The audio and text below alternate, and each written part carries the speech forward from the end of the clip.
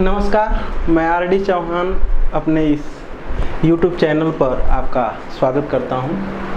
हम लोग आज फिर से एक बार और इंटीग्रेशन के डेफिनिट इंटीग्रेशंस के जितने इम्पॉर्टेंट और एग्जाम्पल हैं इस लेक्चर में देखेंगे हम लोग। इसके बाद मतलब जितने भी एग्जाम्पल्स हमारे पास इम्पॉर्टेंट हैं पहले उसको कवर करेंगे। हो सकता है कि वो 2 से 3 लेक्चर और लग जाएं। इसके बाद हम लोग देखेंगे जितने भी इसमें एक्सरसाइज के क्वेश्चंस हैं उसको। तो हम लोग देते हैं आज के लेक्चर का पहला क्वेश्चन है, एग्जाम्पल्स है। Integration of -π/4 to π/4 sin square x dx का मान ज्ञात कीजिए। क्या है देखते हैं जरा सा।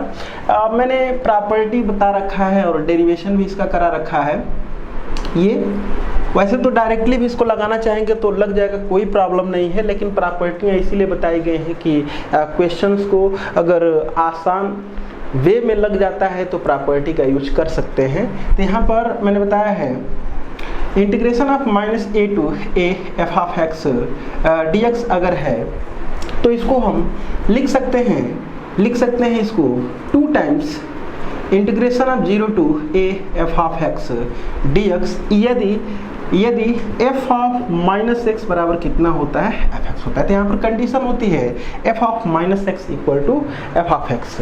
इसी का मान 0 होता है जब f ऑफ x -x का मान -fx होता है। तो यहाँ पर अगर हम लोग देखें थोड़ा सा तो ये क्या रिजल्ट दे रहा है, इसको थोड़ा सा केयर कर लिया जाए। तो यहाँ पर हो जाएगा अगर fx की मैं बात करूँ तो fx बराबर है साइन स्क्वायर x के स्थान पर अगर -x पुट करें तो ये हो जाएगा साइन स्क्वायर ऐसा कुछ इसको लिखा जा सकता है। तो साइन माइनस थीटा का मान माइनस साइन थीटा होता है, लेकिन स्क्वायर है तो ये हो जाएगा साइन स्क्वायर एक्स ही रह जाएगा। तो यानी कि अगर ये देखा जाए तो ये तो एफ ऑफ एक्स ही है, यानी कि f of -x equal to f of x है। इसलिए इसको हम लिख सकते हैं, इसको लिखा जा सकता है, सॉल्यूशन यहाँ दे लिया जाए, लिखा जा सकता है -π/4 to π/4 sine square x dx equal to 2 times 0 to π/4 sine square x dx। बस ये है कि लिमिट एक लोअर 0 हो गया है तो आसानी से सॉल्यूशन मिल जाएगा और डायरेक्ट भी सॉल्व किया जा सकता था, कोई दिक्कत नहीं थी। बशर्ते यह है कि अगर हम प्रॉपर्टी जानते हैं तो प्रॉपर्टी का अगर आसान हो सकता है कोई सवाल तो यूज कर लिया जाए। अब इसको हल करने का तरीका क्या होता है, 0 to π/4 है। इसको पहले हम cos 2x का जो फार्मूला होता है 1 - 2 साइन स्क्वायर एक्स, यहाँ से अगर साइन स्क्वायर में x की बात करूँ तो 1 - cos 2x अपान 2 होता है। यही वैल्यू यहाँ पर पुट कर लिया जाए तो हो जाएगा 1 - cos 2x अपान 2 dx। अगर ये देखा जाए 2 से 2 तो कट जाएगा, यहाँ जो होगा 0 to π/4, और नहीं तो इंटीग्रेशन ही कर ले रहा हूँ। क्या हो जाएगा 1 का x हो जाएगा और माइनस cos 2x का sin 2x और अपान 2 भी लिख दिया जाए और लिमिट हो जाएगी 0 to π/4।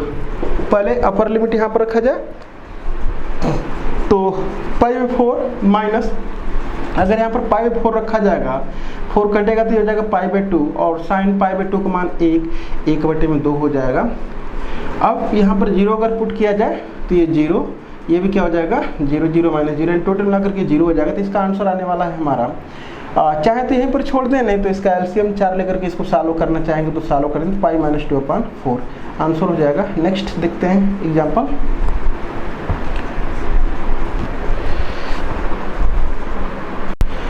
एग्जाम्पल नंबर 2 है integration of 1 to 4 √x upon √5 - x plus √x dx का मान ज्ञात कीजिए। देखते हैं इसका, लिख लेते हैं I बराबर लिख ले रहे हैं 1 to 4 √x upon √5 - x plus √x dx।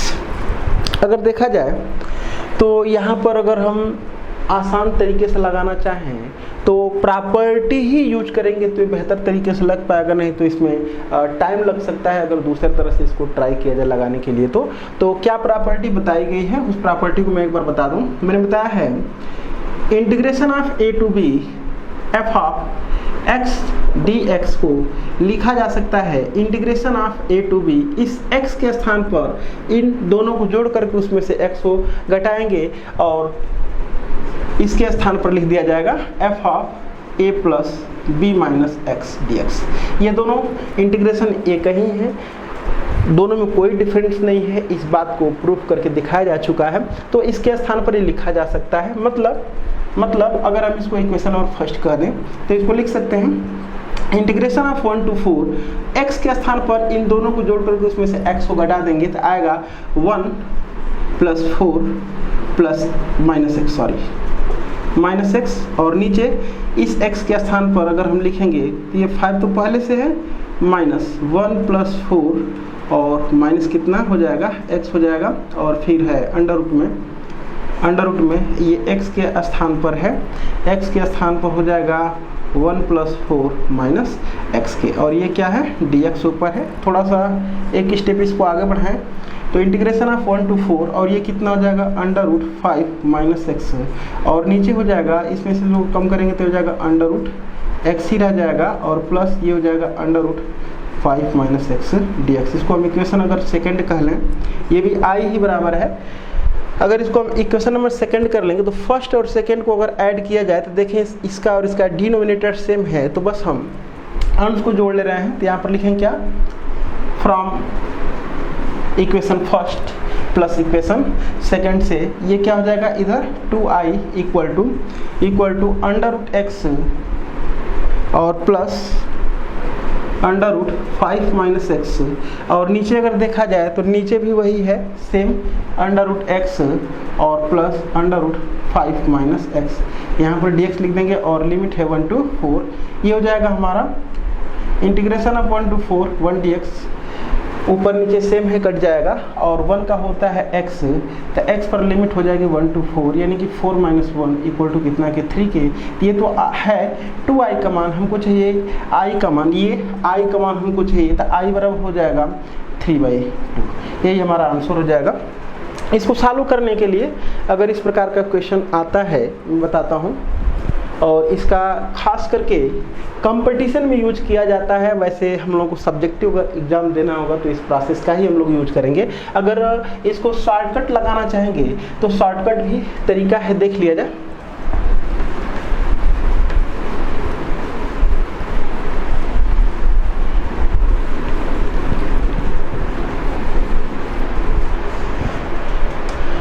अगर ऐसा हो जाता है कि f of x plus f of a plus b minus x बराबर कितना हो जाता है 1। अगर ये हो जाता है तो integration of a to b f of x dx equal to b minus a upon 2, ये इसका आंसर होता है। अगर ऐसा हो जाता है कि f of x plus f of a plus b minus x equal to 1, तो इस इंटीग्रेशन मतलब कि fx यहाँ पर गिवन है, fx के स्थान पर a plus b minus x रखें, ये आता है और इन दोनों का जोड़ अगर 1 के इक्वल आ जाता है तो इसका इंटीग्रेशन होता है integration of a to b f of x dx equal to, बस अपर लिमिट में से लोअर लिमिट को घटा करके और 2 से भाग कर लिया जाएगा। तो अगर इसको देखें तो ये तो हमारा है f ऑफ x बराबर तो यही है, तो निकाल लेते हैं हम f of 4 plus 1 minus x equal to, निकालेंगे तो ऊपर आ जाएगा हमारा 5 माइनस एक्स के और नीचे आ जाएगा, इसको अभी सॉल्व किए थे तो आया था अंडर रूट 5 और नीचे क्या आया था ये वाला plus under root 5 minus x आया था, ये लिख देंगे और इसको हम ऐड कर लेते हैं। इसको हम fx बराबर क्या है, तो fx को और इसको a plus b minus x over add करेंगे तो हो जाएगा fx प्लस f हाफ, इसको अगर जोड़ेंगे तो हो जाएगा 5 माइनस एक्स। अगर देखा जाए तो ये दोनों का डिनोमिनेटर फिर सेम दिखाई दे रहा है, तो ऊपर जो पोर्शन है हमारा है under root x plus under root 5 minus x और upon under root x plus under root 5 minus x equal to कितना जाएगा कट करके एक। तो इतना करने की जरूरत नहीं है, ये दिखाई देगा हम लोगों को कि डायरेक्टली अगर दिखाई दे रहा है कि अगर रखा जाएगा ऐसा ये सिचुएशन अप्लाई की जाएगी और 1 दिखाई देगा तो डायरेक्ट हम आंसर लिख सकते हैं। क्या इसका आंसर हो जाएगा आई बराबर इस 4 में से 1 को घटाएं और बटे में कितना लिख दें 2 लिख दें, आंसर डायरेक्ट आ जाएगा हमारा 3/2 के। चले देखते हैं नेक्स्ट। चलिए एग्जाम्पल नंबर 3 देखते हैं। Integration of -1 to 3 mod of x cube minus x d x की वैल्यू हमको फाइंड आउट करनी है। तो अगर देखा जाए तो यहाँ पर मॉडुलस मैंने बताया है कि चाहे ग्रेटेस्ट इंटीजर्स फंक्शन हो, चाहे मापांक फलन हो, चाहे अगर मैं सिग्नम फंक्शन की बात करूं, चाहे लिस्ट इंटीजर फंक्शन की बात मैं करूं, या फ्रैक्शनल पार्ट फंक्शन की बात करूं, जितने भी होते हैं जब तक ये ग्रेटेस्ट इंटीजर्स का चिन्ह, मापांक का चिन्ह, लिस्ट इंटीजर का चिन्ह, फ्रैक्शनल पार्ट का चिन्ह हटाएंगे नहीं तब तक उसका limit, integration, differentiation find out नहीं किया जा सकता है। तो सबसे पहले हम इसमें से मॉड हटाने की कोशिश करेंगे और मॉड को हटाया कैसे जाता है उसको पहले हम लोग देखें कि मॉड हटता कैसे है। तो इस बात को हम लोग जानते हैं कि mod of x equal to होता है, मॉड ऑफ एक्स को डिफाइन किया जाता है, ये x ही आता है अगर x greater than or equal to 0 होता है। ये -x के इक्वल टू होता है जब x less than or equal to 0। यहाँ पर कोई दिक्कत नहीं है, किसी भी एक जगह हम इक्वल टू का साइन लगा सकते हैं, हमारी इच्छा हम दोनों जगह लगा सकते हैं, कोई प्रॉब्लम नहीं है इसमें। अब बात रह गई कि यहाँ पर ये प्लस माइनस किस बेस पर हुआ है। हम जानते हैं कि हमेशा मॉड x का मान पॉजिटिव होता है, इसलिए वो पॉजिटिव रखने के लिए ये तो यहाँ पर ग्रेटर देन 0 है तो धनात्मक संख्या का मॉड डायरेक्ट वही संख्या हो जाती है। लेकिन अगर वह संख्या बाय द वे ऋणात्मक हो गई तो ऋण से हमको मल्टीप्लाई भी करना पड़ता है क्योंकि हमें क्या चाहिए, पॉजिटिव रिजल्ट चाहिए इसके लिए। तो ये तो हुआ इस मॉड x को खोलने का तरीका। अगर मैं कहूँ कि इसमें से मॉड कैसे हटेगा, अगर यहाँ से मॉड को हटाने की कोशिश किया जाए तो मॉड हटेगा कैसे। तो सबसे पहले मॉड हटाने का हम प्रबंध कर लेते हैं।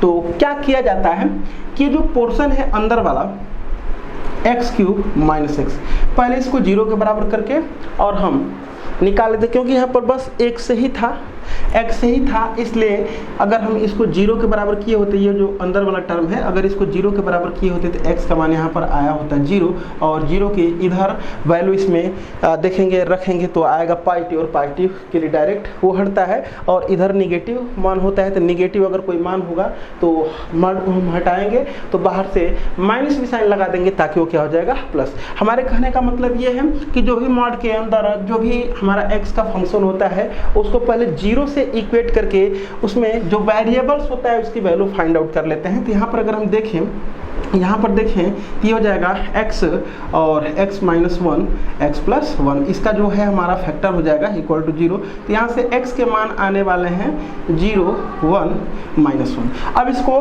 नंबर लाइन पर प्लॉट कर लेंगे, नंबर लाइन पर इसको हम क्या कर लेंगे, प्लॉट कर लेंगे और असेंडिंग आर्डर में इस पर पॉइंट्स को रख लेंगे, मतलब सबसे छोटा उसके बाद बड़ा बड़ा ऐसे करके। तो यहाँ पर हो जाएगा -1, यहाँ पर कितना हो जाएगा 0 और यहाँ पर कितना हो जाएगा 1, और यहाँ पर होता है हमारा -∞ और यहाँ पर होता है +∞। अब उसके बाद हमारे पास अगर देखें तो इंटरवल कितना बना है, 1 2 3 4।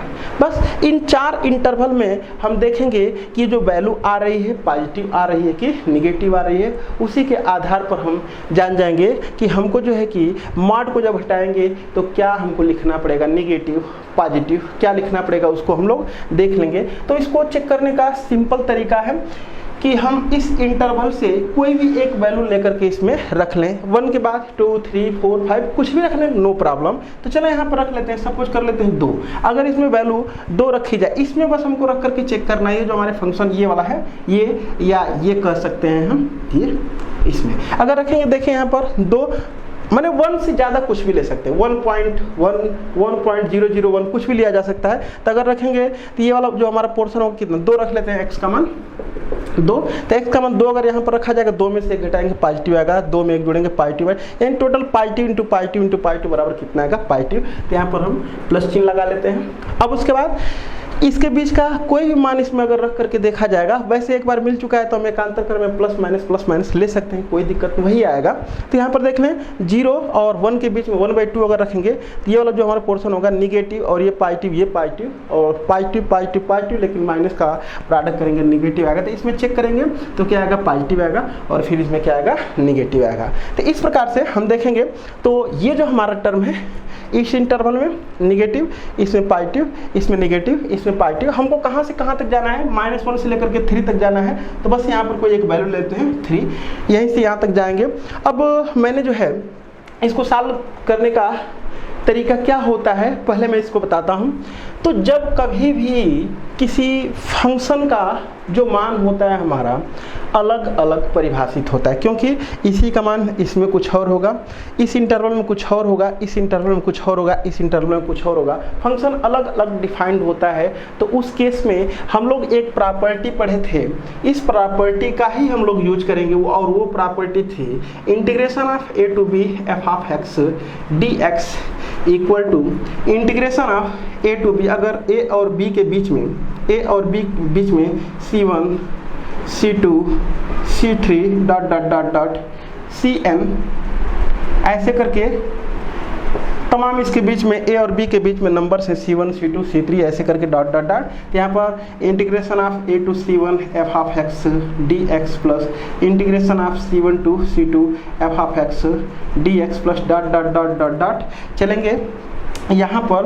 तो इंटीग्रेशन ऑफ cn-1 से लेकर के cn f of x dx और प्लस लास्ट में इंटीग्रेशन ऑफ cn से लेकर के b तक f of x dx। इस प्रॉपर्टी का हम लोग यूज करेंगे। और एक बार मैं फिर से बता दूं, इस प्रॉपर्टी का यूज सिर्फ और सिर्फ स्टेप फंक्शन में, खास करके स्टेप फंक्शन में ही इसका यूज होता है। स्टेप फंक्शन का मतलब कि फंक्शन अलग अलग जब डिफाइंड होता है उसी को हम कहते हैं स्टेप फंक्शन। स्टेप फंक्शन के अंतर्गत कितने फंक्शन आते हैं उसको मैं अभी यहीं पर नोट कर दे रहा हूँ कि स्टेप फंक्शन के अंतर्गत 5 फंक्शंस आते हैं। उन सारे फंक्शंस में अगर हमको इंटीग्रेशन निकालना होगा तो इसी प्रॉपर्टी का हम लोग यूज करेंगे। तो ये प्रॉपर्टी हम जानते हैं कि समझ में आ गया होगा कि इस प्रॉपर्टी का यूज इन जनरल हम लोग यूज करते हैं स्टेप फंक्शन का इंटीग्रेशन करने के लिए। तो मैं बताता हूँ step function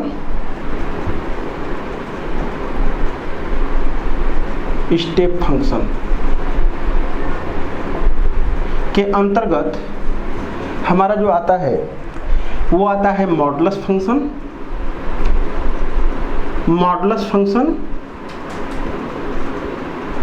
second greatest integers function, third least integers function,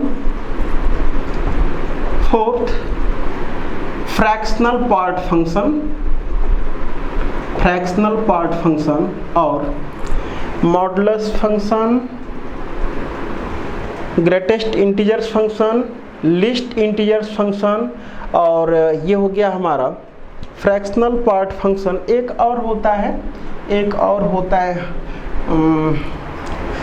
और कौन, ग्रेटेस्ट इंटीजर्स हो गया, लिस्ट हो गया, फ्रैक्शनल पार्ट हो गया, मॉडुलस फंक्शन हो गया। एक और फंक्शन होता है, अभी मैं याद करके बता दे रहा हूँ। तब तक देख लेते हैं इस सवाल को तब तक देख लिया जाए।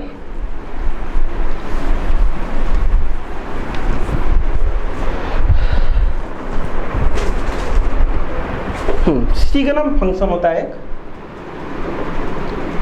सिग्नम फलन। इन 5 प्रकार के फंक्शन में इस प्रॉपर्टी का यूज करते हैं। तो देखें यहाँ इसको अब हम कैसे लगाएंगे। ये -1 to 3 mod of x cube minus x अगर dx है तो लिमिट कैसे ब्रेक करनी है हमको। हमेशा जब इसमें से कोई भी आ जाएगा हमारा फंक्शन तो हमेशा लिमिट को ब्रेक करके सवाल को लगाया जाता है। तो लिमिट कैसे ब्रेक होगी, -1 से लेकर के हमको 3 तक इंटीग्रेशन करना है, और वो जाएंगे कहाँ से, कैसे जाएंगे, -1 से लेकर के 0 तक, 0 से लेकर के 1 तक, 1 से लेकर के 3 तक। तो हो जाएगा हमारा -1 से लेकर के 0 mod of x cube minus x, पहले इसको लिख लेते हैं। पहले इस लिमिट को ब्रेक क्यों किया जाता है लिमिट को? जब उस पॉइंट पर हमारा जो फंक्शन होता है या तो डिसकंटिन्यूअस होता है या तो अनडिफाइंड होता है। तो यहाँ पर अगर देखा जाए तो ये जो हमारा फंक्शन था, ये जो हमारा फंक्शन था, इन सबको देखा जाए, ये हमारा मॉड एक्स फंक्शन है। तो मॉड एक्स अलग अलग डिफाइंड किया ही जाता है। ग्रेटेस्ट इंटीजर्स एक्स की बात करेंगे, जितने पूर्णांक होते हैं उस पर जो डिसकंटिन्यूअस होता है। उसी प्रकार से लिस्ट इंटीजर्स भी, जितने भी इंटीजर पॉइंट होते हैं उस पर क्या होता है? डिसकंटिन्यूअस होता है। फ्रैक्शनल पार्ट, अगर मैं फंक्शन की बात करूँ तो फ्रैक्शनल पार्ट फंक्शन भी, जितने भी इंटीग्रल पॉइंट होते हैं उस पर क्या होता है? डिसकंटिन्यूअस होता है।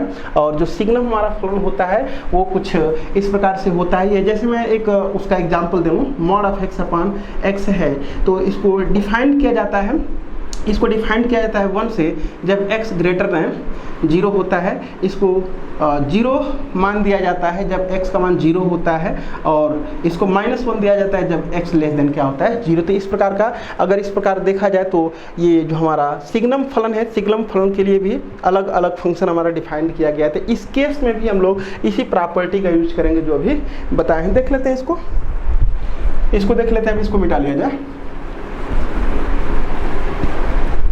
तो इसको लिखेंगे प्लस 0 to 1 और x cube mod of x cube minus x dx, और फिर प्लस है 1 से लेकर कहाँ तक? 3 तक। तो ये 1 से लेकर के 3 तक x cube minus x dx। बस अगर देखा जाए तो -1 से 0 के बीच में, -1 से 0 के बीच में ये जो वैल्यू है एक्स क्यूब माइनस एक्स का जो मान है वो क्या है?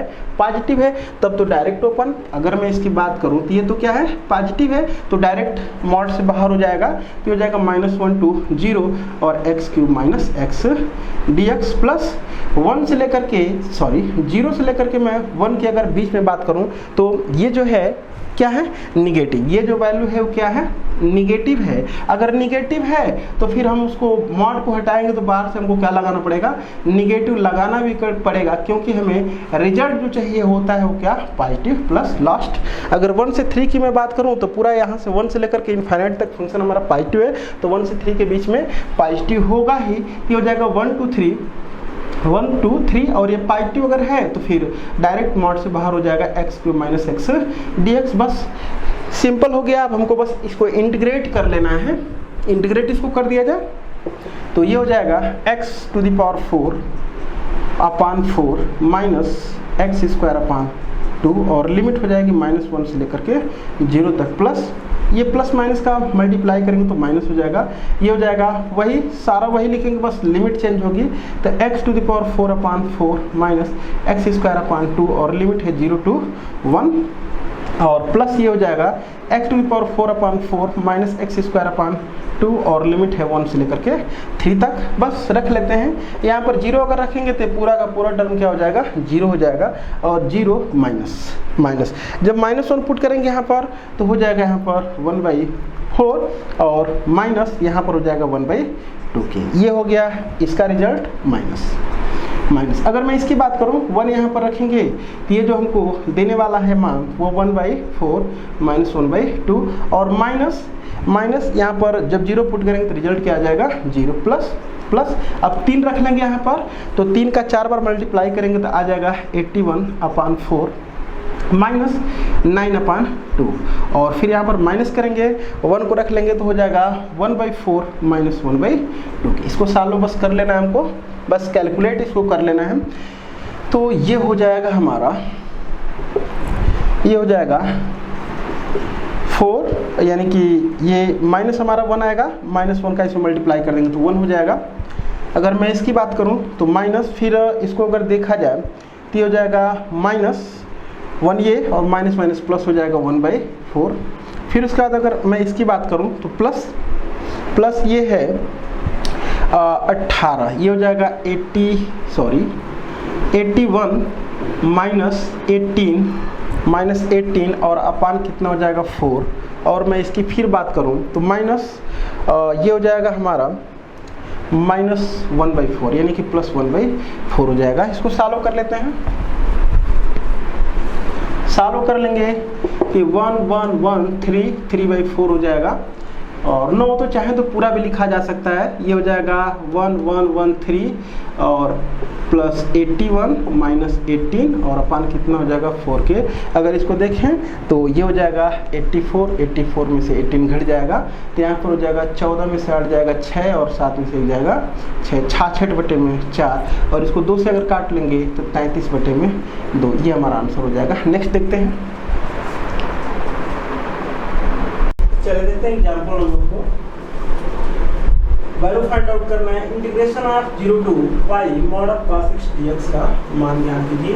अगर इसको हम देखें तो फिर से एक बार ये मॉडुलस फंक्शन दिख रहा है और फिर एक बार मॉडुलस फंक्शन का इंटीग्रेशन करने के लिए हम बोल रहे हैं कि पहले ये देखना पड़ेगा कि वो फंक्शन कब, मतलब वो पास है हमारा, कब पॉजिटिव होता है कब निगेटिव होता है, उसी के हिसाब से मान को हमको हटाना पड़ता है। अगर अंदर वाली क्वांटिटी पॉजिटिव है तो डायरेक्टली मान हटता है और अंदर वाली क्वांटिटी अगर निगेटिव है तो पीछे से माइनस लगा करके मान को हटाया जाता है। तो देखा जाएगा कि इस इंटरवल में 0 से पाई के बीच में कब कास पॉजिटिव होता है कब निगेटिव होता है। तो इसको अगर देखा जाए तो ये 0 से लेकर के π/2 के बीच में सभी त्रिकोणीय अनुपात पॉजिटिव होते हैं, इसलिए इसमें जो हमारा कास है वो पॉजिटिव होगा। और इस इंटरवल में क्या होता है, मैंने π/2 से लेकर के पाई के बीच में कास निगेटिव होता है। तो अगर हम तोड़ना चाहें इसको, अलग अलग फंक्शन को डिफाइन करना चाहें, मतलब कि देखेंगे कब वो पॉजिटिव है कब निगेटिव है।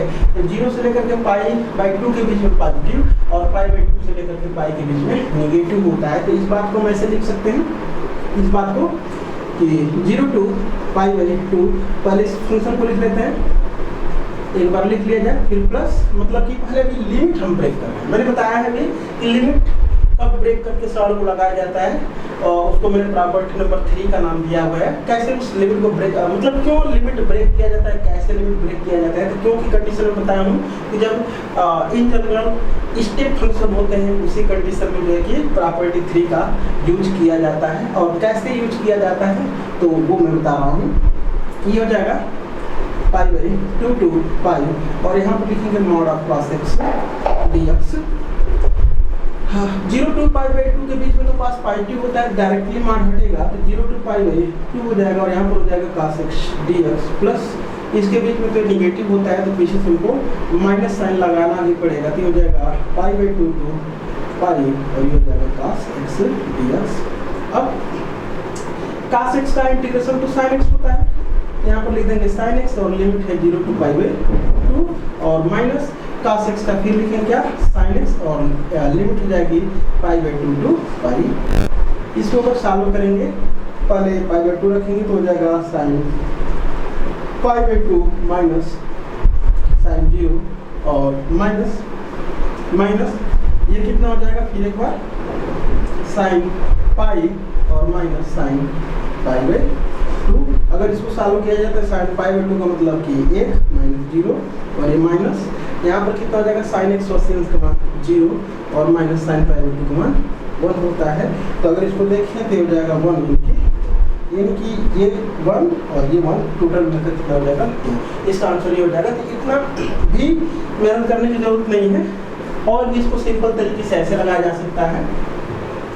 यहाँ पर देखें लिमिट 0 to पाई है तो 0 to पाई के केस में दो हम लोग प्रॉपर्टी पढ़े हुए हैं। एक प्रॉपर्टी ये थी कि अगर यहाँ पर लिखा गया हो 0 to a f(x) dx equal to होता है integration of f(f) minus x dx into dx। ये अप्लाई कर सकते हैं।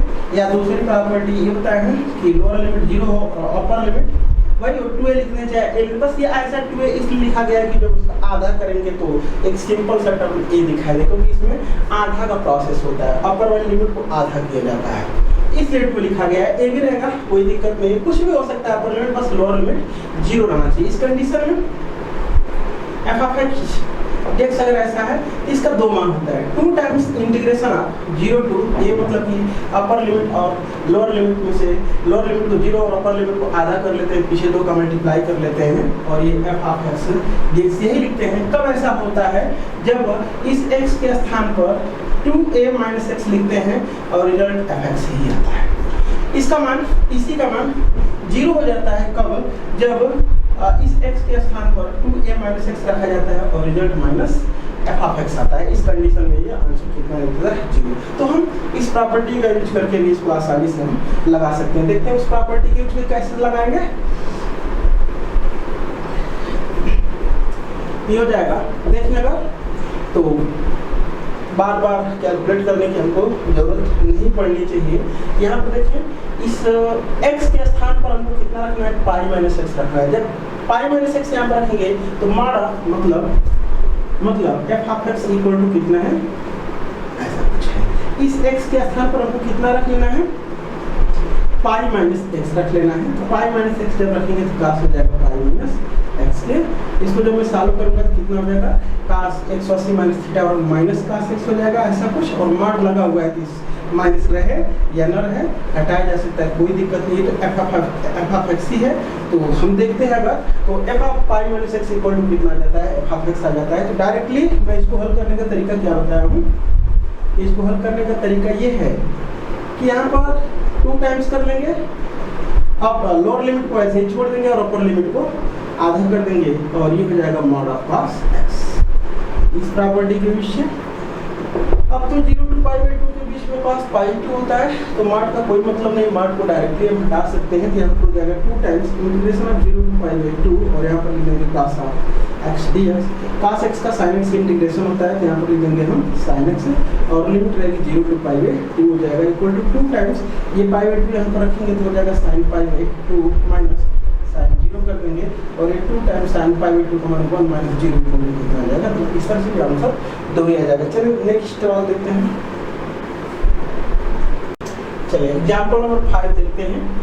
आज के लेक्चर में हम लोग को काफ़ी इम्पोर्टेंट क्वेश्चंस मिलने वाले, सारे क्वेश्चंस को हम लोगों को ध्यान से देखना ही होगा।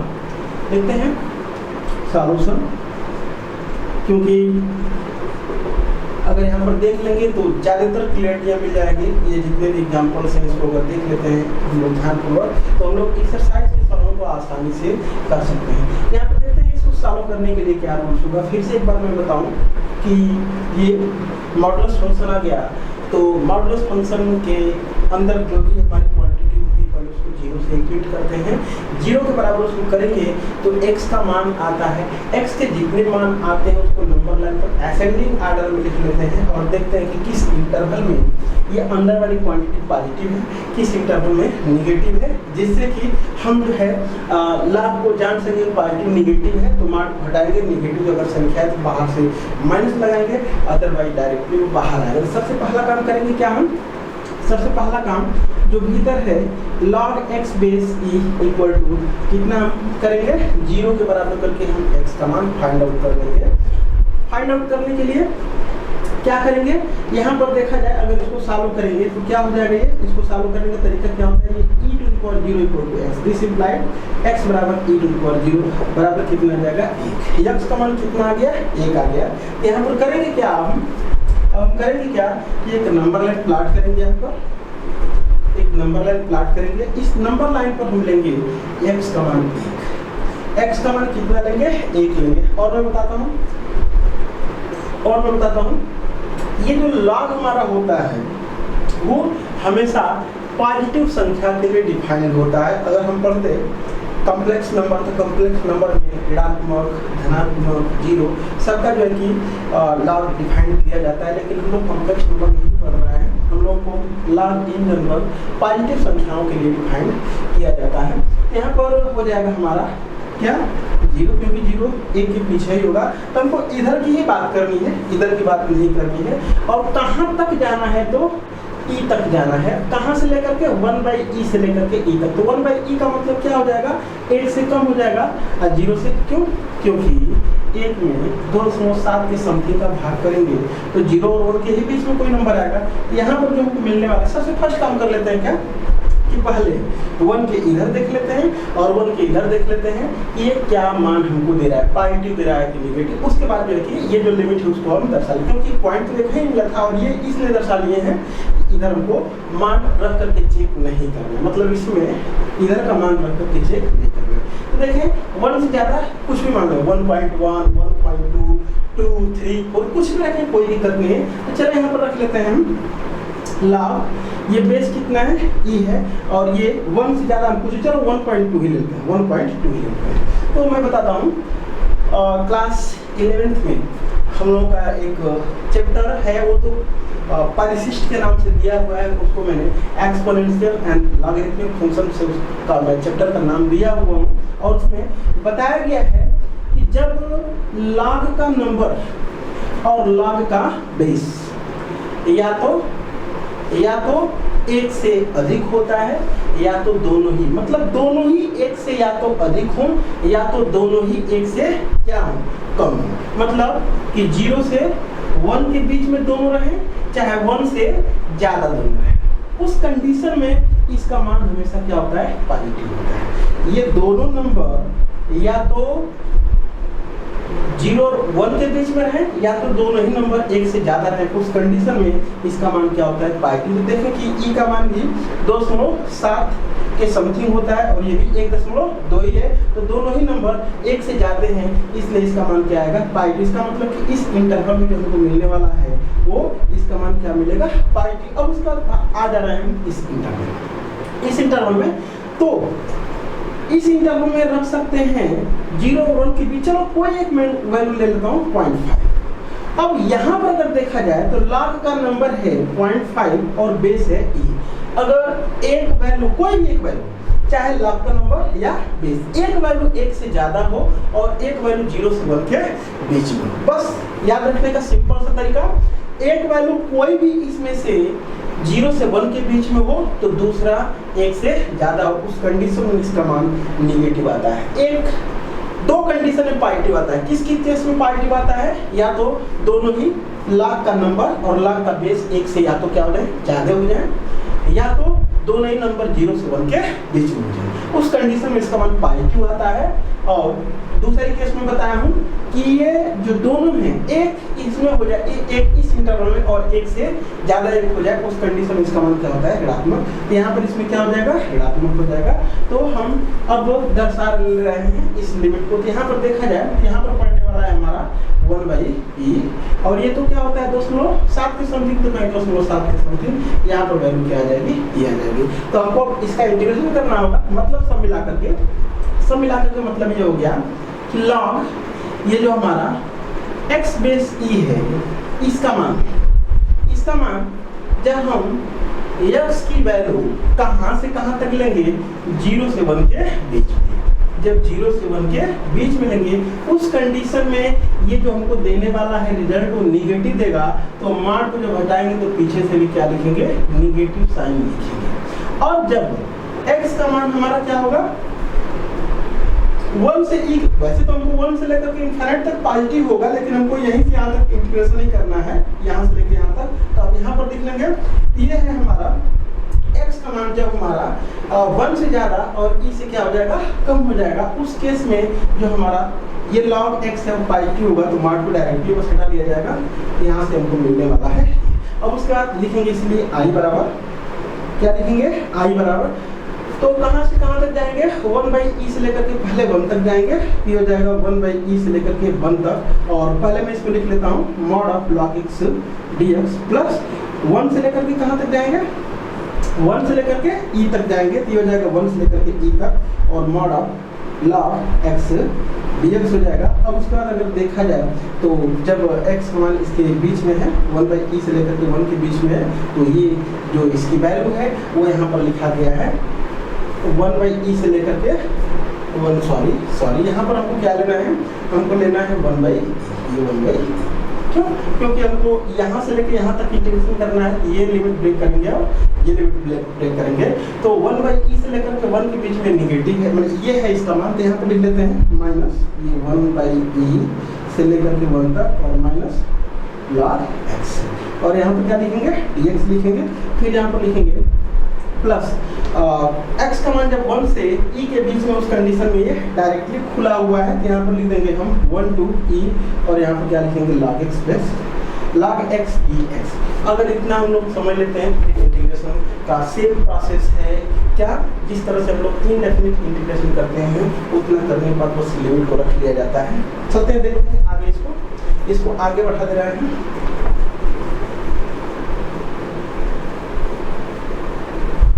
यहाँ पर इसके आगे अगर किया जाए तो क्या मिलेगा, बराबर, ये माइनस तो पीछे में कर रहा हूँ, और एक मैं फार्मूला के तौर पर उसको कहा कि याद रखेंगे कि अगर कहीं बीच में सवाल वो आ जाता है तो हम लोग डायरेक्टली उसकी वैल्यू लिख सकते हैं। Integration of log x dx बराबर होता है x log x x log x minus x। वैसे भी अगर मान लीजिए कि थोड़ा मिला है कि हाँ हम जो है कि थोड़ा गलती का चांसेस है तो कोई दिक्कत नहीं है, यहाँ पर लिख लेते हैं 1 का प्रोडक्ट करके ऐसे कर लेते हैं। क्या होता है, इसको हम दूसरा फंक्शन कर लेते हैं और इसको पहला करते हैं।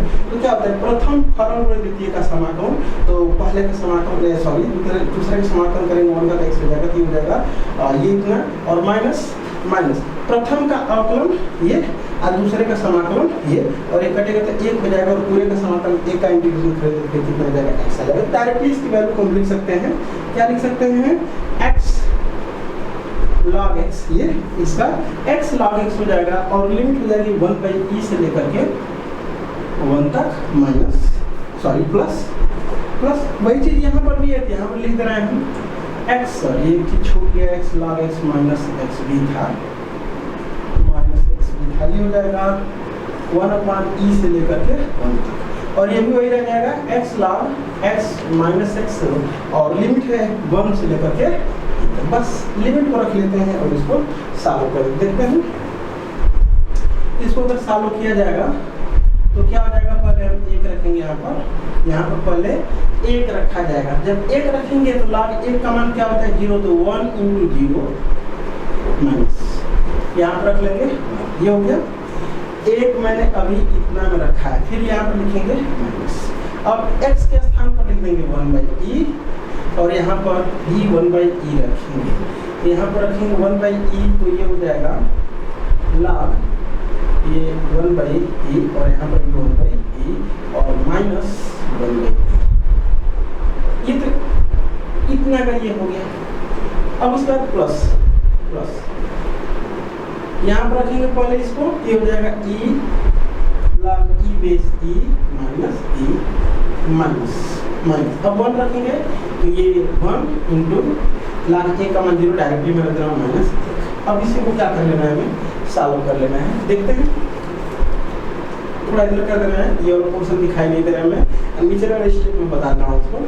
ये हो जाएगा माइनस, ये तो क्या हो जाएगा, और -1, ये हमारा टर्म में कितना -1 हो जाएगा। और इसको अगर देखें, इसको अगर देखा जाए तो इस वाले पोर्शन को लिख सकते हैं समझाने के लिए e⁻1 और बेस पहले से है, ये -1 पीछे चलाएगा, और log e बेस e का मान कितना होता है 1 होता है, तो यहाँ पर हो जाएगा माइनस, ये तो माइनस ये वाला साइन है, ये तो हो गया 0 -1 लिख दिए, और ये माइनस ये वाला है, और यहाँ पर क्या हम लिखेंगे -1/e लिखेंगे, क्यों, क्योंकि ये माइनस वाला जो ये है पावर ये पीछे चलाएगा, और log e बेस e का मान 1 हो जाएगा, तो ये हो जाएगा -1/e, और -1/e पहले से ये वाला पोर्शन। अब इसके बाद क्या कर लेते हैं, ये ब्रैकेट क्लोज हो जाएगा, और प्लस फिर से अगर देखें हम इसको, इसका मान 1 हो जाएगा तो e माइनस e हो जाएगा, इसका मान कितना हो जाएगा 0, और माइनस ये कितना है -1, तो माइनस का 1 का क्या हो जाएगा +1 हो जाएगा, ये -1 +1 हो जाएगा। इसको अगर सॉल्व करेंगे तो रिजल्ट ये देगा, ये माइनस तो खत्म हो, चलो कर लेते हैं इसको, क्या हो जाएगा माइनस प्लस हो जाएगा, और ये हो जाएगा हमारा प्लस, लेकिन फिर एक बार क्या हो जाएगा ये -2/e और +1, यानी कि 2 + 2/e, सॉरी 2 - 2/e, हम यहीं पर इसका आंसर छोड़ सकते हैं। नोट करेंगे तो 2e - 2 लिख सकते हैं, मतलब सब मिला करके इसमें से 2 को अगर बाहर कर लिया जाएगा तो e-1 और बेटे में e भी लिखा जा सकता है, यहाँ भी छोड़ सकते हैं, अभी छोड़ सकते हैं। चलते नेक्स्ट सवाल देखते हैं। अगला है हमारा एग्जाम्पल नंबर 6 है, क्या है, integration of 0 to 3 greatest integers of x dx का मान ज्ञात कीजिए। इसका अगर हमको इंटीग्रेशन निकालना है, फिर एक बार मैं याद दिला दूं कि मैं जो 5 फंक्शन लिखा था उनमें से कोई भी एक फंक्शन आ जाएगा तो हमेशा लिमिट को ब्रेक करके ही हमको सवाल लगाना पड़ेगा, क्योंकि अलग अलग फंक्शन डिफाइन होते हैं, इसी को हम स्टेप फंक्शन कहते हैं। और स्टेप फंक्शन में ही जो है कि प्रॉपर्टी थर्ड हमारी लागू होती है। तो फिर से एक बार मैं बता दूं, ये जो हमारा है ग्रेटेस्ट इंटीजर्स ऑफ एक्स, ये स्टेप फंक्शन ही है। क्यों?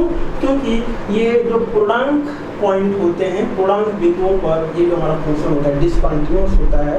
और जब डिसकंटिन्यूअस होता है तो हम जानते हैं जिस फंक्शन का इंटीग्रेशन किया जाता है डिसकंटिन्यूअस है तो उसको कंटिन्यूअस बना देते हैं। जिस इंटरवल में कंटिन्यूअस होता है उसी इंटरवल में हम लोग इंटीग्रेशन करते हैं। ऐसा नहीं है कि अगर वो फंक्शन हमारे में डिसकंटिन्यूअस है तो इंटीग्रेशन होगा ही नहीं, बिल्कुल होगा। बस जिस पॉइंट पर डिसकंटिन्यूअस है उस पॉइंट पर उसको ब्रेक कर ले, अगर लिमिट हम ब्रेक कर ले तो सवाल को लगा सकते हैं।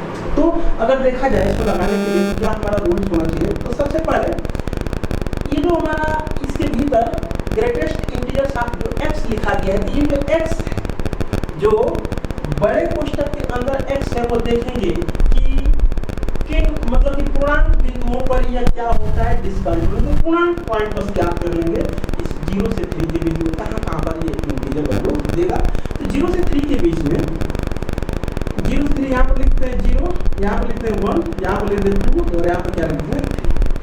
तो 1 रखेंगे यहाँ पर, तो 1 का ग्रेटेस्ट इंटीजर 1 ही होता है। जहाँ पर मतलब इंटीजर वैल्यू दे देगा वहाँ पर क्या होता है डिसकंटिन्यूअस होता है। ग्रेटेस्ट इंटीजर आप यहाँ पर मतलब इसके स्थान पर अगर 2 रख देंगे तो 2 ही देगा रिजल्ट। क्यों?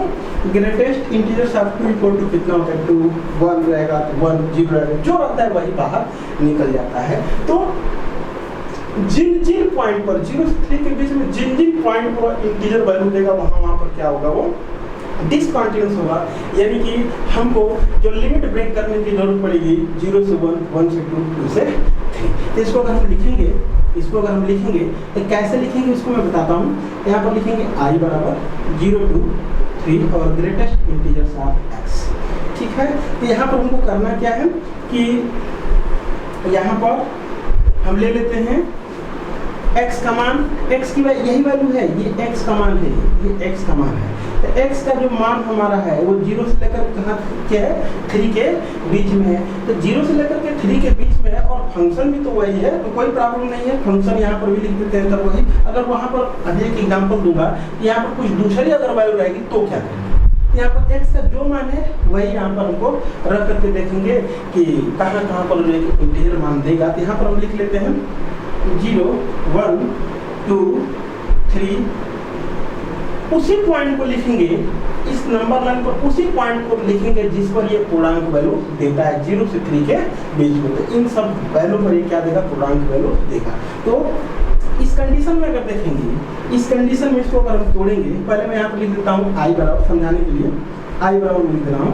यहाँ पर लिखेंगे ग्रेटेस्ट इंटीजर्स ऑफ x और लिमिट हो जाएगी 0 से लेकर के 1 तक, 0 से लेकर के 1 तक और फिर 1 से लेकर के 2 तक greatest integers of x dx plus 2 से लेकर कहाँ तक 3 तक और greatest integers of x dx। अब उसके बाद बस हमको देखना है कि 1 से 0 से 1 के बीच में अगर x रहेगा तो ग्रेटेस्ट इंटीजर्स कितना वैल्यू देगा। तो मैं बताता हूँ, अब यहाँ पर मैं लिख लेता हूँ कि x का मान जब 0 से 1 के बीच में होगा उस कंडीशन में ग्रेटेस्ट इंटीजर्स x का मान क्या देता है। जब x का मान 0 से लेकर के 1 के बीच में कुछ भी हो तो ग्रेटेस्ट इंटीजर्स x का मान क्या आता है 0 से 1 के बीच में कुछ भी रख लीजिए, 0 शामिल कर सकते हैं, 1 को शामिल नहीं किया जाए क्योंकि ग्रेटेस्ट इंटीजर कुछ ये जो हमारा x होता है ऐसे कुछ डिफाइंड होता है। यहाँ की जो वैल्यू होती है उसको शामिल किया जाता है और इस वैल्यू को शामिल नहीं किया जाता है। उस कंडीशन में ग्रेटेस्ट इंटीजर अगर यहाँ पर लिख रहे हैं, सपोज करो कि 5 लिख रहे हैं और यहाँ पर क्या लिख रहे हैं 6। इस कंडीशन में जो ग्रेटेस्ट इंटीजर x का जो मान आता है कितना आता है 5 रखेंगे यहाँ पर, यहाँ 5 रखेंगे तो ये 5 और 5 से 6 के बीच में कुछ भी रखेंगे कितना देगा 5 के रिजल्ट देगा। तो जब x का मान 0 से 1 के बीच में होगा तो ग्रेटेस्ट इंटीजर ऑफ x बराबर कितना जाएगा 0। और जब x का मान 1 से 2 के बीच में होगा तो उस कंडीशन में greatest integers of x equal to कितना जाएगा 1, यहाँ पर लिखेंगे 1। और तीसरा पॉइंट हमारा है जब x का मान 2 से 3 के बीच में होगा उस कंडीशन में ग्रेटेस्ट इंटीजर्स x का मान कितना जाएगा, बस यहाँ पर देख लेंगे x का मान जब 0 से 1 के बीच में होगा तो इसका मान कितना लिया गया है 0, तो यहाँ पर लिख देंगे 0, 0 to 1 और ये हो जाएगा dx प्लस जब x का मान 0 से 1 के बीच में हो उस कंडीशन में ग्रेटेस्ट इंटीजर x का मान कितना है 1, तो यहाँ पर लिख देंगे 1 to 1 और ये dx प्लस यहाँ पर 2 इंटीग्रेशन ऑफ 2 to 3 और जब x का मान 2 से 3 के बीच में है तो इसका मान कितना है 2 है, तो यहाँ पर लिख देंगे 2 dx। अब इसी को बस सॉल्व कर लेना है।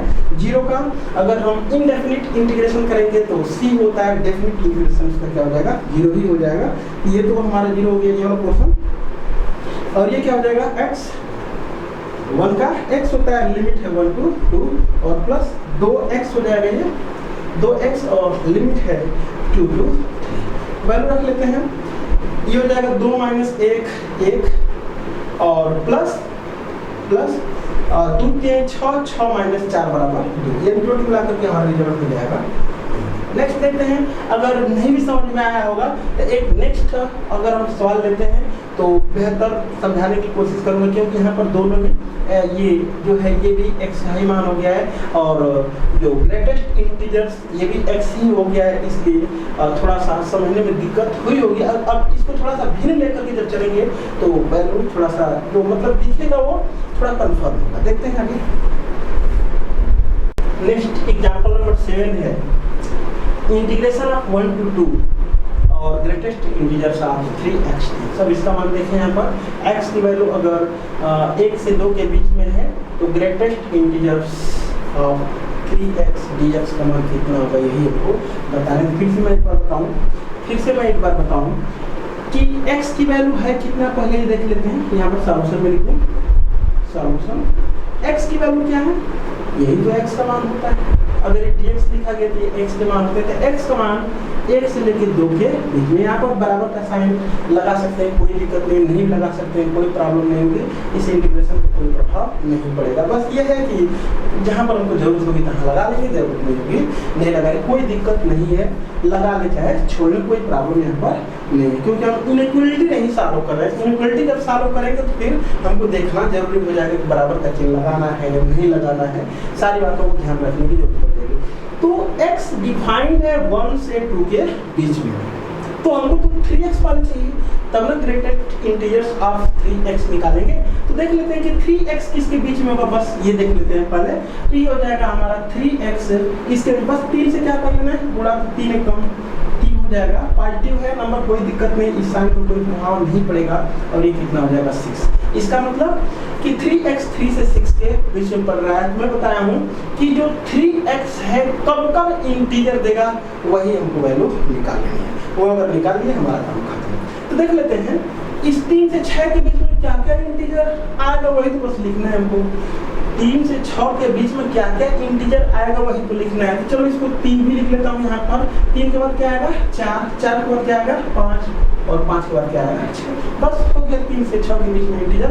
ये जो ग्रेटेस्ट इंटीजर्स आप 3x की बात करेंगे 3 दे सकता है, 4 दे सकता है मान, 5 दे सकता है, 6 दे सकता है और हम इन्हीं बिंदुओं पर मैंने अगर इसका मान ये होगा तो x के किन मानों के लिए आएगा उसी पर हम लिमिट ब्रेक करेंगे। तो देख लेते हैं एकदम नो प्रॉब्लम। ये जो हमारा है कि 3x का मान अगर 3 से 4 के बीच में होगा, 3 से 4 के बीच में होगा तो उसमें x का मान देख लेते हैं। x इंटरवल क्या होगा, तो बस करना क्या है इस 3 से डिवाइड कर लेंगे तो ये हो जाएगा 1 हो जाएगा और ये x हो जाएगा और ये 4/3 हो जाएगा। उसके बाद हम यहाँ पर ग्रेटेस्ट इंटीजर x का मान लिख लेंगे, कोई दिक्कत नहीं। अगर ग्रेटेस्ट इंटीजर आप 3x की बात करें तो 3 आएगा। क्यों? क्योंकि ये दो वैल्यू के बीच में अगर ये है और दोनों लगातार पूर्णांक हैं तो ग्रेटेस्ट इंटीजर ऑफ 3x का मान कितना आएगा 3 आएगा। अगली बात कर लेते हैं दूसरा क्या, जब 3x का मान 4 से 5 के बीच में होगा तो उस कंडीशन में अगर मैं x की बात करूं तो x किसके बीच में होगा देख लेते हैं।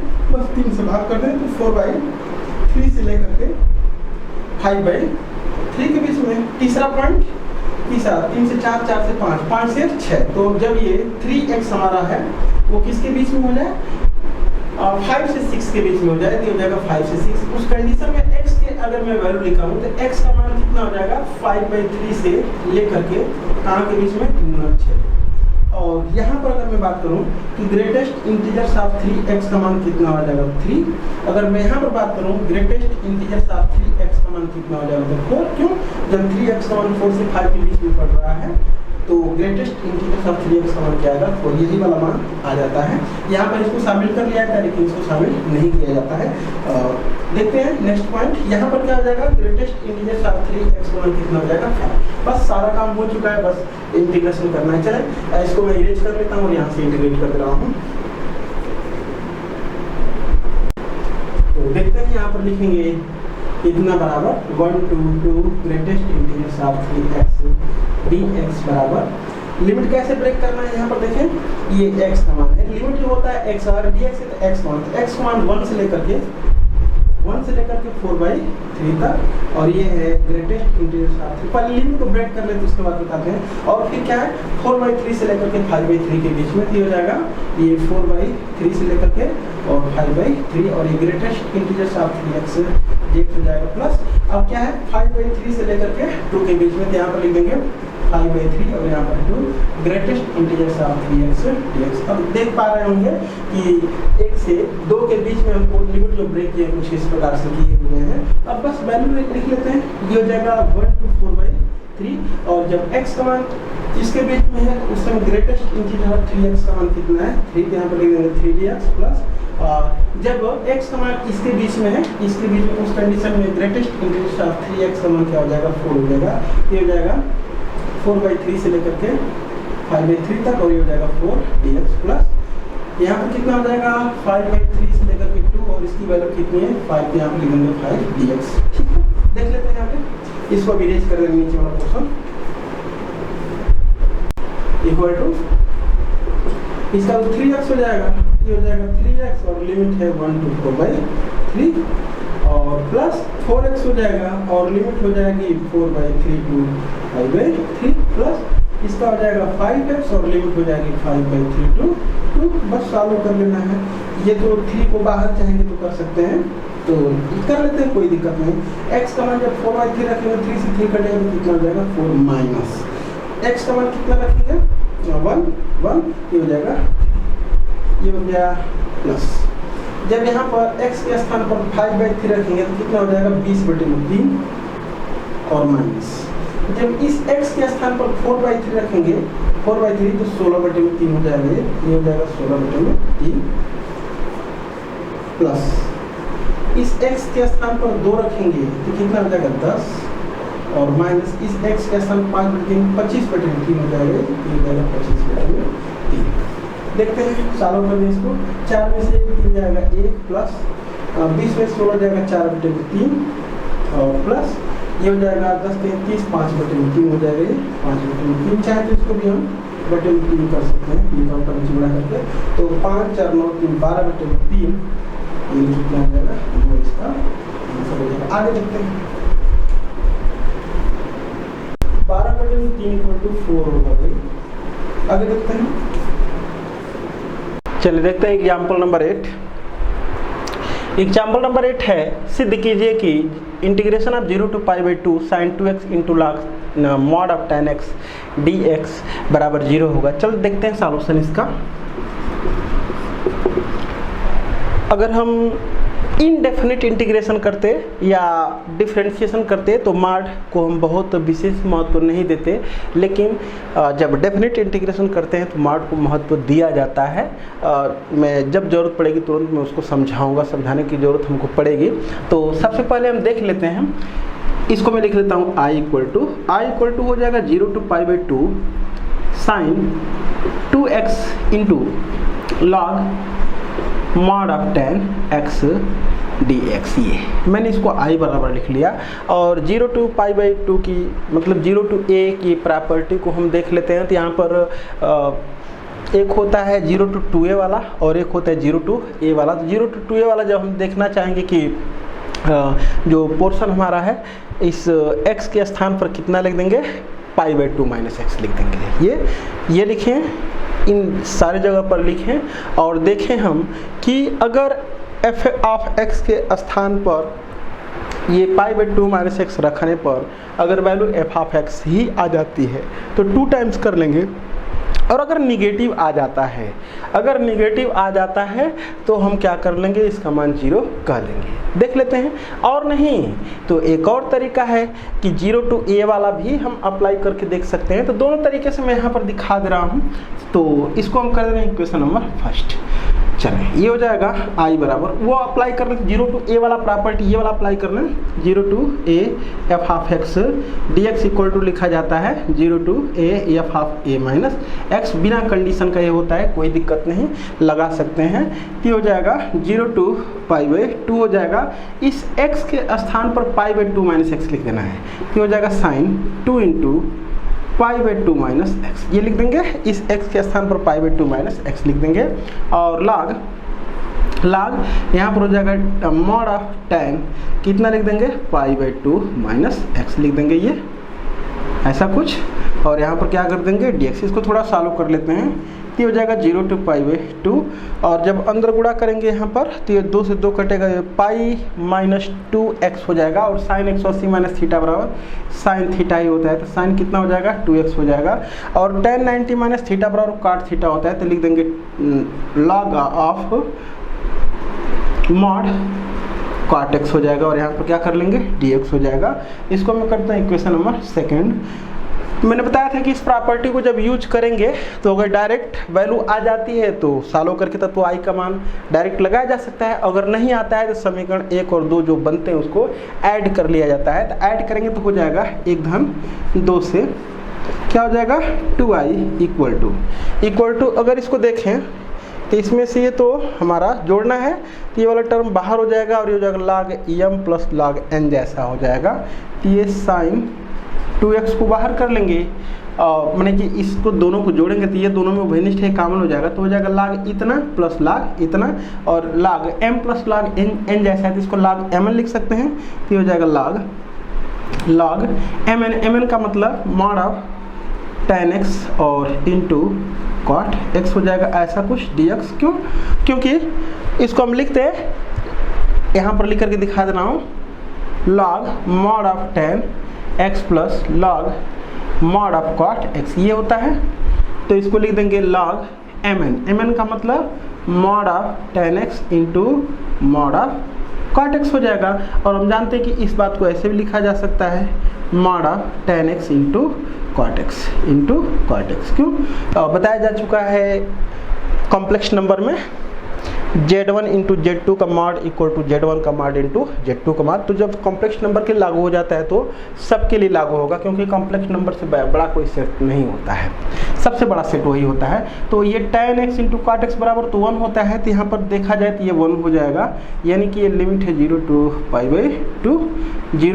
π/2 साइन 2x और ये 1 हो जाएगा। और 1 का मॉडुलस 1 ही रहेगा और log 1 का मान क्या होता है 0। जब ये 0 है तो पूरा क्या कर देगा, 0 कर देगा, यानी कि ये हो जाएगा 0 to π/2 और ये 0 dx। मैं अभी बताया हूँ कि 0 का डेफिनेट इंटीग्रेशन क्या होता है 0। तो ये हमारा प्रूव्ड हो गया, ये हमको लाना था I। ये 2I बराबर है, ये कितना बराबर है 2I बराबर। तो अगर हम I की वैल्यू निकालना चाहें I बराबर भी, तो 0/2 बराबर कितना जाएगा 0। और I हमारा यही था, तो इसी की वैल्यू हमको दिखाना था 0 के बराबर। चलते हैं नेक्स्ट सवाल देखते हैं। चलिए क्वेश्चन नंबर 9 देखते हैं। इसके बाद एक सवाल और रह जा रहा है, सॉल्यूशन।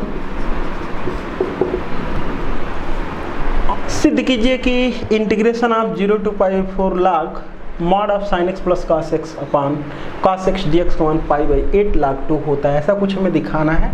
चलिए देखते हैं, इस वाली साइड को ले लेते हैं और इसको I बराबर कह दे रहे हैं।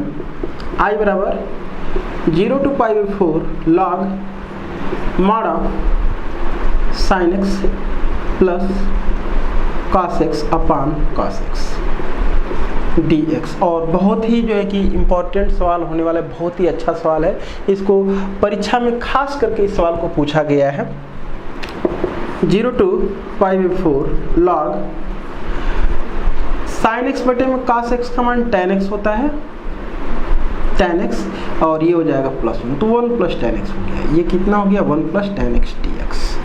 सबसे फर्स्ट ये जो हमारा है 1 + tan x दिखाई दे रहा है, तो सबसे पहला काम ये है हमारा I बराबर है। थोड़ा सा इस सवाल को याद भी कर लें, क्योंकि बार बार इसको थोड़ा सा अच्छा लगने के लिए ऐसे कर दे रहे हैं 1 + tan x, मतलब कि हो जाएगा 1 + tan x, ऐसे कर दे रहे हैं। और इसको याद रखेंगे कि सवाल को लगाने के लिए काम क्या किया जाता है। तो कभी कभी सवाल में डायरेक्ट कहता है कि सिद्ध कीजिए कि इतना बराबर इतना, यहाँ पर इतना बराबर इतना कह दिया, दोनों एक ही सवाल, क्योंकि इसको जब कन्वर्ट किया इस फॉर्म में तो यही आ गया। तो इसकी वैल्यू हमसे पूछता है कि इतना बराबर सिद्ध कीजिए कितना, चाहे कहेगा कि इसका मान ज्ञात कीजिए। तो इसको लगाने का तरीका यही है कि जो प्रॉपर्टी 0 to a वाली है पहले उसको हम लगाएं, तो हो जाएगा I बराबर 0 to π/4 log ये 1 प्लस और tan x के स्थान पर लिखना है π/4 - x, और यहाँ पर क्या लिख देंगे dx। आगे 0 to π/4 log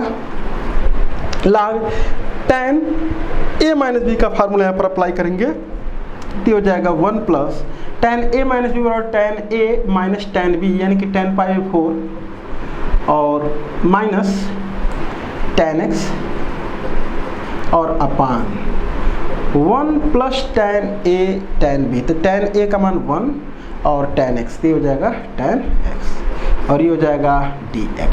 थोड़ा और इसको आगे बढ़ाते हैं, तो 0 to π/4 log इसका इसमें गुणा कर लेंगे तो हो जाएगा 1 प्लस tan x से tan x कटेगा, तो हो जाएगा 2 बटे में 1 प्लस tan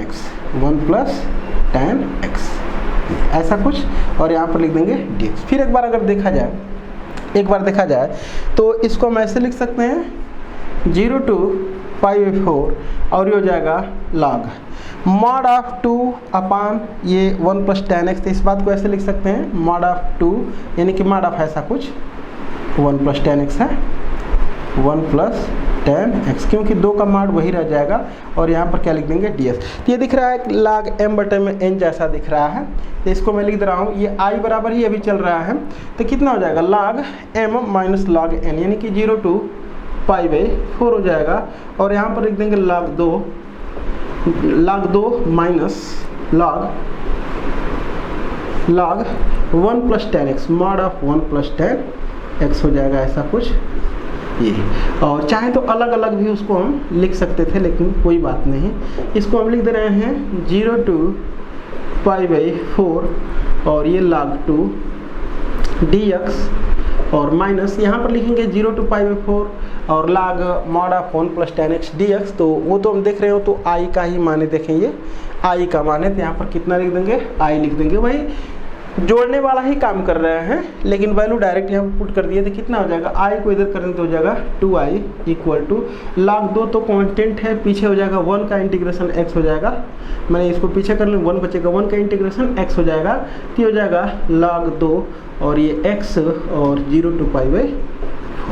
अब ये तो कांस्टेंट है पीछे ही रहेगा, और ये हो जाएगा π/2 माइनस 0, यानी कि टोटल मिला करके आ जाएगा π/2 log 2। तो हमको तो ये 2I का मान आया है, चाहिए किसका मान I का मान, तो हो जाएगा π/4 log 2 बेस a, यही हमको लाना है।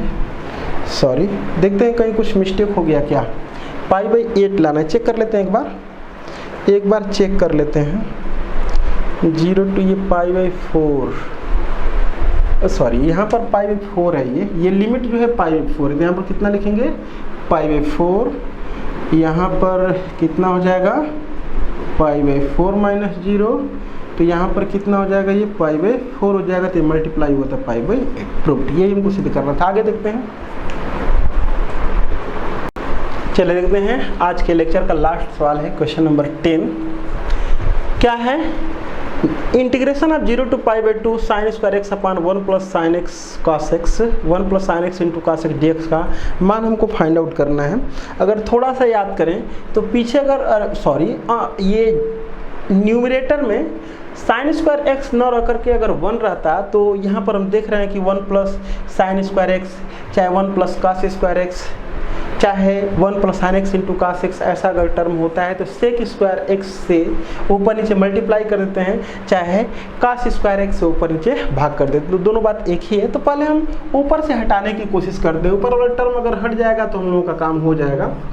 देख लेते हैं। इसको लिख लेते हैं I बराबर 0 to π/2 साइन स्क्वायर एक्स और बटे में 1 plus sine x into cos x d x. इसको मैं इक्वेशन नंबर फर्स्ट कर दे रहा हूँ। और देखें ये जो 0 to a वाली वो प्रॉपर्टी उसको हम अप्लाई कर लेते हैं। तो ये हो जाएगा हमारा 0 to π/2। 0 to a वाली प्रॉपर्टी क्या है, x के स्थान पर π/2 माइनस एक्स लिखेंगे तो हो जाएगा साइन स्क्वायर π/2 माइनस एक्स और बटे में 1 plus sine π/2 minus x into cos π/2 minus x लिखेंगे और ऊपर तो dx रहेगा। ये हो जाएगा 0 to π/2 साइन π/2 माइनस एक्स बराबर कास एक्स हो जाएगा, यानी कि हो जाएगा कास स्क्वायर एक्स और बटे में ये 1 प्लस साइन 90 माइनस थीटा का मान कास थीटा, कास 90 माइनस थीटा का मान साइन थीटा, टोटल मिलाकर के यही रह जाएगा। ये हो जाएगा sign x into cos x d x. इसको मैं कहूँगा समीकरण नंबर 2। 1 और 2 को जोड़ लेते हैं, 1 और 2 को जोड़ लेते हैं तो 1 प्लस 2 से करेंगे तो हो जाएगा 2i equal to 0 to π/2 sine square x plus cos square x जोड़ देंगे क्योंकि नीचे हर सेम है। तो हो जाएगा sine square x plus cos square x बटे में 1 plus sine x into cos x d x कर लेंगे। इसका मान 1 हो जाएगा। तो अगली लाइन में हो जाएगा integration of 0 to π/2 1/1 plus sine x into cos x d x. अब उसके बाद देखें तो ऊपर से साइन स्क्वायर एक्स हट चुका है, ये 2i का मान है। तो अब जो हम करना चाह रहे थे वो कर लेंगे, क्या कास स्क्वायर एक्स से ऊपर नीचे भाग करें, जिससे भाग करेंगे उसको देख लेंगे इस इंटरवल में डिफाइंड होना चाहिए। तो 0 से π/2 के बीच में कास डिफाइंड होता है, तो इसलिए कर सकते हैं कास से भाग। तो हो जाएगा 2i इक्वल टू इसमें कास से भाग करेंगे तो ऊपर हो जाएगा सेक स्क्वायर एक्स हो जाएगा और लिमिट है 0 to π/2 और बटे में इसमें अगर करेंगे कास से भाग तो सेक स्क्वायर एक्स हो जाएगा और प्लस कास स्क्वायर एक्स से भाग करेंगे तो साइन बटे में कास और एक कास से कास कट जाएगा तो tan एक्स हो जाएगा ये। और यहाँ पर क्या लिखेंगे dx लिखेंगे इक्वल टू 0 to π/2। इसको तो वैसे ही रहने देंगे सेक स्क्वायर एक्स dx और नीचे जहाँ सेक स्क्वायर एक्स दिखाई देगा उसको tan में कन्वर्ट कर लेंगे। तो सेक स्क्वायर एक्स बराबर होता है 1 प्लस tan स्क्वायर एक्स, यानी कि tan square x plus tan x और प्लस इसमें का 1, ये वाला पोर्शन सीधा रखने के लिए थोड़ा अच्छा लगने के लिए ऐसा कर लिए हैं। tan एक्स को t लेट कर लेते हैं, माना tan एक्स बराबर कितना t। तो tan एक्स का क्या होता है सेक स्क्वायर एक्स dx बराबर कितना के dt के वैल्यू पुट कर लेंगे तो हो जाएगा 2i इक्वल टू। देखें ऐसा अगर करते हैं तो हमको लिमिट भी रखनी पड़ती है। जैसे ये हमारा x का मान है, अगर ये dx है तो ये x का मान है। अब इसको हम tan x को t जब पुट किए हैं तो जो हमारा फंक्शन है वो किसके फॉर्म में हो गया, मतलब पूरा का पूरा t में कन्वर्ट हो गया है। अगर t में कन्वर्ट हो गया dx के स्थान पर हमको कितना सेक स्क्वायर एक्स dx के स्थान पर dt लिखना है। जब dt हो जाएगा तो ये लिमिट भी हमको t की चाहिए, मतलब सेक स्क्वायर एक्स के स्थान पर क्या लिखेंगे dt, इसके स्थान पर हो जाएगा t स्क्वायर प्लस इसके स्थान पर t प्लस 1। तो पूरा का पूरा हमारा t में हो गया। तो अगर यहाँ पर लिख देंगे 0 to π/2 यहाँ पर अगर लिख दिया जाएगा तो x की लिमिट है, गलत हो जाएगा। हमको t का मान चाहिए। तो इस प्रतिबंध से हम t का मान निकाल लेते हैं। x का मान लोअर लिमिट रखेंगे यहाँ पर तो t का मान लोअर आएगा, x का मान अपर रखेंगे यहाँ पर तो t का मान अपर आएगा। तो 0 अगर रखेंगे तो tan 0 का मान क्या होता है 0, tan 0 का मान 0 और π/2 रखेंगे तो ये क्या हो जाता है इनफाइनाइट हो जाएगा, 0 to इनफाइनाइट हो जाएगा हमारा।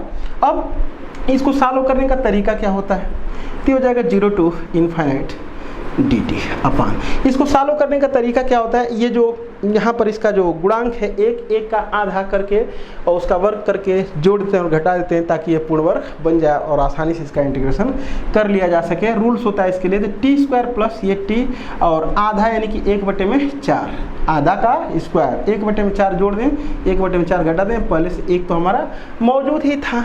अब इसको सॉल्व करने के लिए 0 to इनफाइनाइट dt अपान इन दोनों के साथ इसी को लेंगे तो होल स्क्वायर बनेगा, क्या बनेगा तो t प्लस 1/2 का होल स्क्वायर बन जाएगा और बच गया हमारा 4 एकम 4, 4 में से जाएगा तो प्लस 3/4 ये हो जाएगा। तो करड़ी में 3/2 का स्क्वायर हो जाएगा। ये थोड़ा आगे बढ़ते हैं, इस वाले टर्म को मिटा लेते हैं।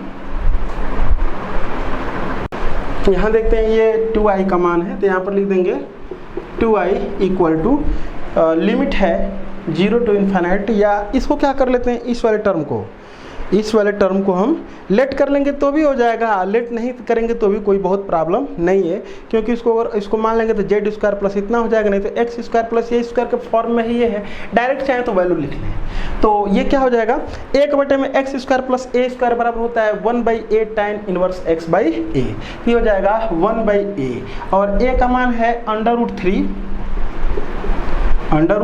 और अपान कितना है 2, तो ये 1/a हो जाएगा tan इनवर्स x का मान है t प्लस 1/2 और अपान a का मान है √3/2 और लिमिट यहाँ पर रख लेंगे हम, लिमिट लिख लेंगे 0 to ∞ रख लेते हैं यहाँ पर।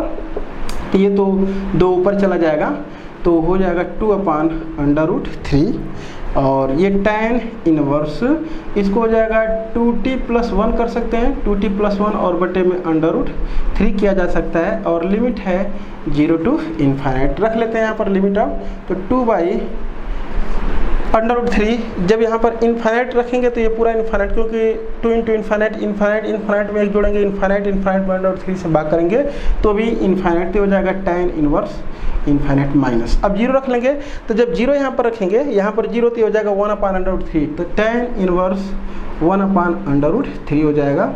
सॉल्व इसको करें तो 2/√3, ये इन्फाइनाइट टर्म में 90 अंश का मान होता है, इसलिए tan इनवर्स इन्फाइनाइट का मान π/2 हो जाएगा, माइनस ये 1/में करणी में 3 tan में 30 अंश का मान होता है, इसलिए tan इनवर्स 1/3 का मान π/6 हो जाएगा।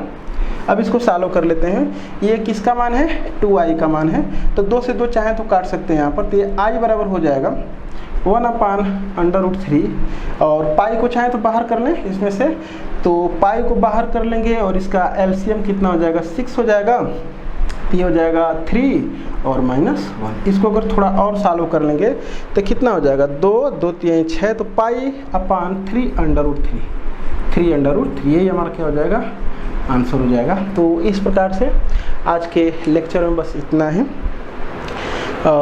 यदि आपको वीडियो अच्छा लगता है या हमें कुछ सुझाव देना चाहते हैं कि नहीं कुछ ऐसे करना चाहिए, तो आप कमेंट में सुझाव हमको दे सकते हैं और अगर अच्छा लगता है तो एक लाइक करना नहीं भूलिएगा।